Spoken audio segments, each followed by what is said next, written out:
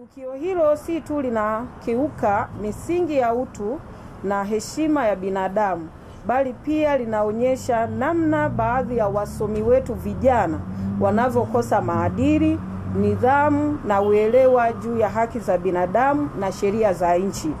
Kitendo hiki ni kinyume cha mikataba mbalimbali ya haki za binadamu, lakini pia ni kinyume cha katiba yetu ya Jamhuri ya Muungano wa Tanzania pamoja na sheria mbalimbali za Tanzania tulizonazo nchini. Katika tukio lingine lililotokea mnamo tarehe 21 mwezi wa 3 2025, eneo la Baghdadi Mafinga, wilaya ya Mufindi, mkoani Iringa, wanawake 4 walimshambulia mwanamke mwenzao na kumjeruhi sana na tuhuma nzito ambazo zilikuwa zikijikita kwenye masuala ya mapenzi.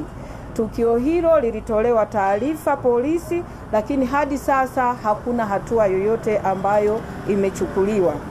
Sisi kama wanawake, mawakili na wanasheria tunasisitiza kuwa udhalilishaji na ukatili huo ni kosa la jinai na haliwezi kuvumiliwa kwa namna yoyote ile.